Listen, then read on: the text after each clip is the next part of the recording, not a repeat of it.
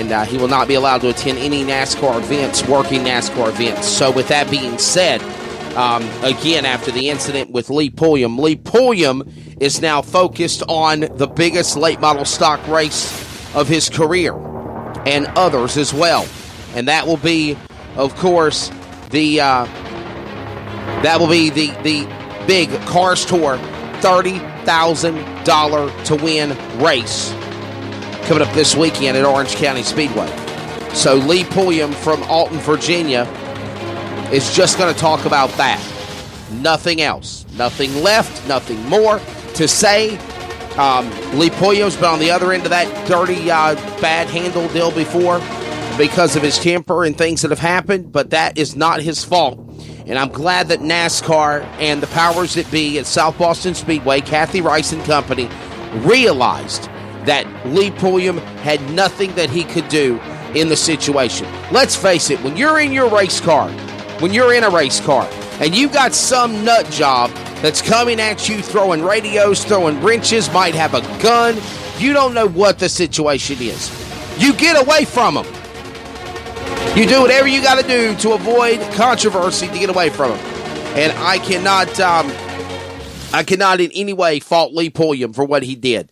But I will say that with that being said, NASCAR was diligent in the punishment that I feel Forrest deserved.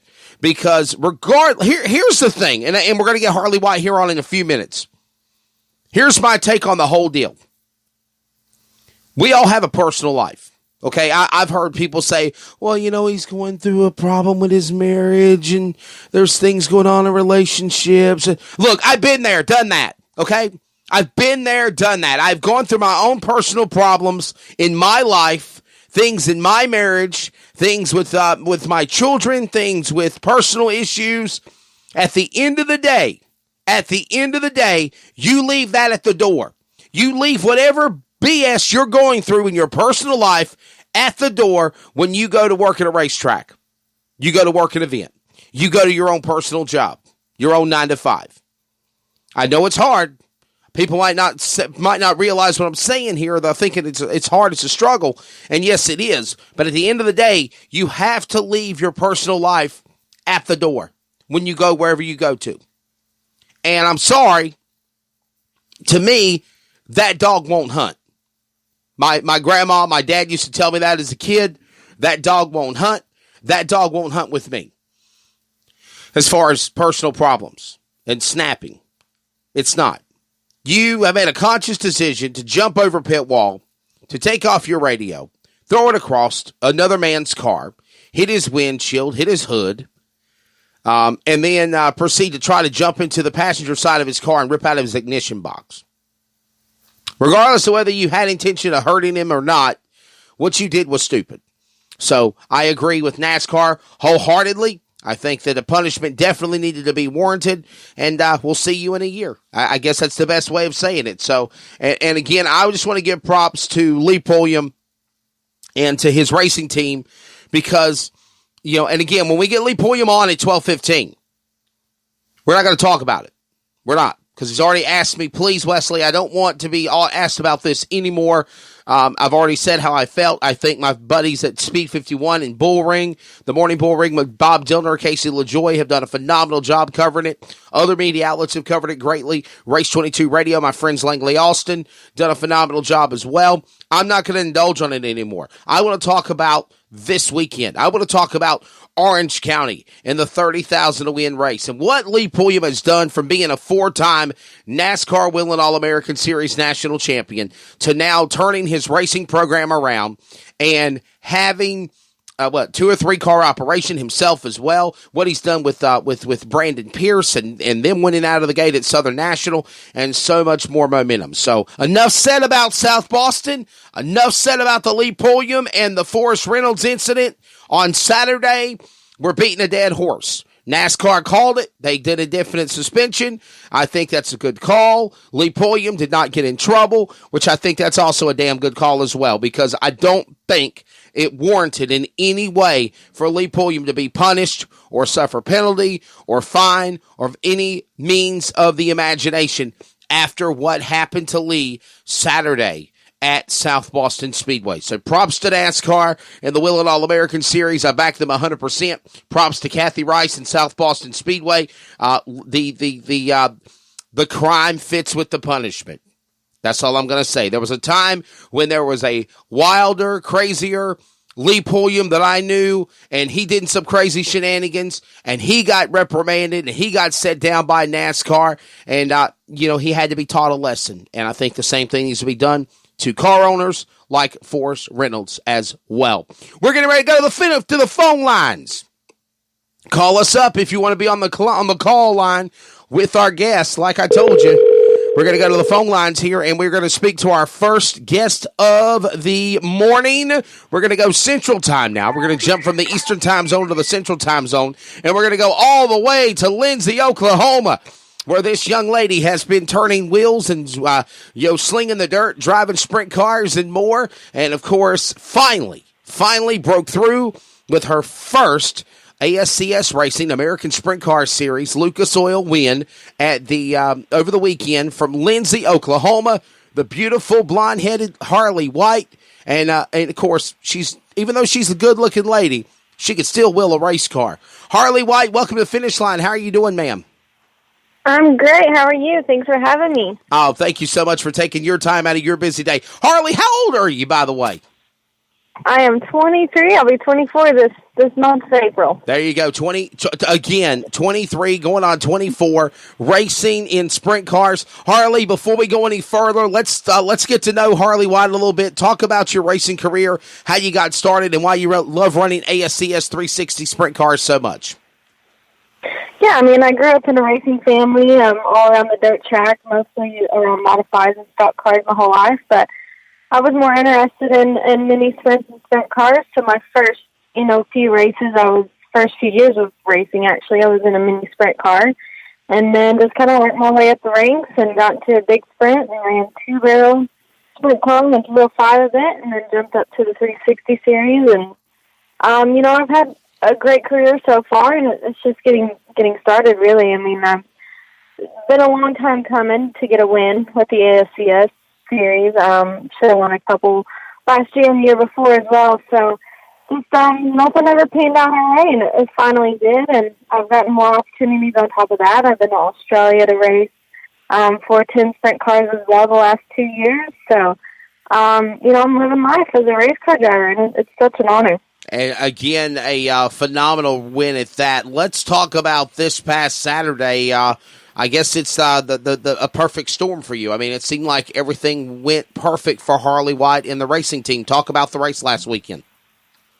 Yeah, it was just everything went our way, really. And sometimes you have to have those kind of nights for things to happen the way you want them to. And we actually drew decent for once and started on the pole of our heat race and won the heat race. And then started fourth in the A main and took the lead on about lap 9.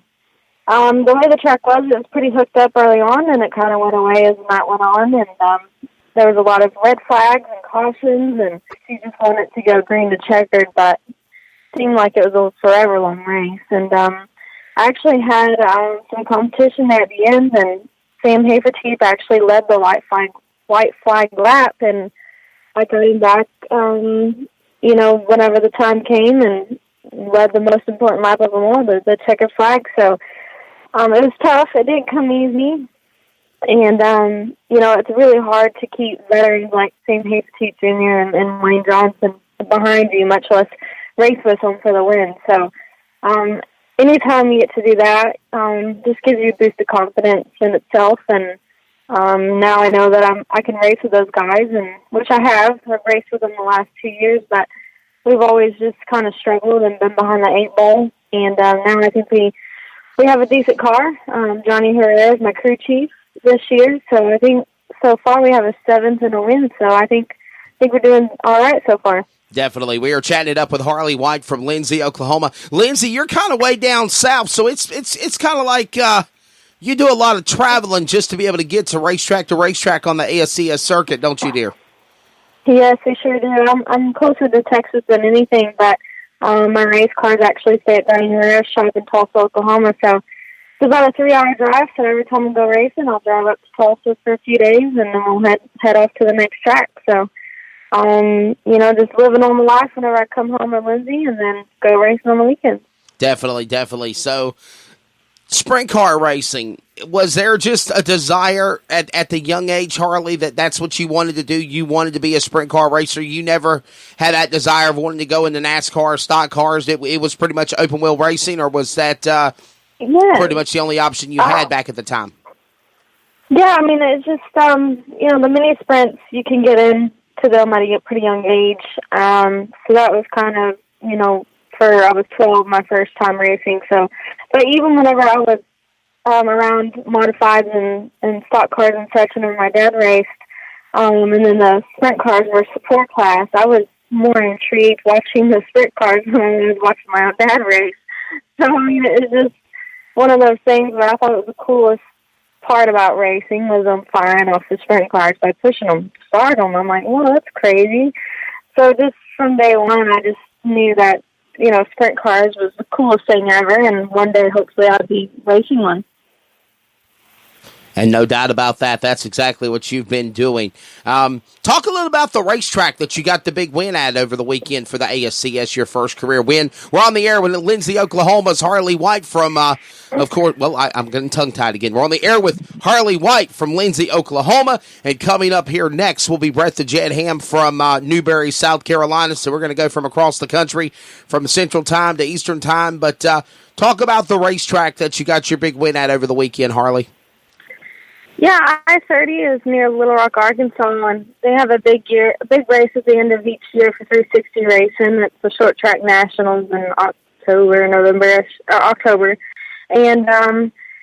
it's a big paying show. It's 15,000 win. There's usually 100 cars that show up there, and we were in the show last year and ran about 7th, so it was a pretty good outing for us. And I just always, got along with Little Rock. I mean, you just kind of clicked with some racetracks that you go to, and we've had our ups and downs there, but that's just any type of racing. But for the most part, I love that racetrack, and it's just a little bull ring, high banked. It's a little racy all the time, no matter what the track conditions are, and it's close quarters racing. I mean, it's elbows up, and it's just real true short track racing. So it's always fun and always tough competition every time we go there. Yeah, you're exactly right. I have a great relationship with Tracy Clay and all the great people there at the I-30 Speedway, and it is a phenomenal racetrack there in Arkansas, Little Rock. And again, that is the home of the Short Track Nationals, one of the biggest 360 sprint car events in the entire country, held there, of course. But again, a nice event, a nice facility, again, to get a big win. And obviously, when you get that first win under your belt, it obviously propels you to want to be more successful and continue to win. Are there any other facilities that you would like to? I mean, obviously, you want to win wherever you go to, but is there a event or is there a track that you really want to tame and put Harley White in victory lane with?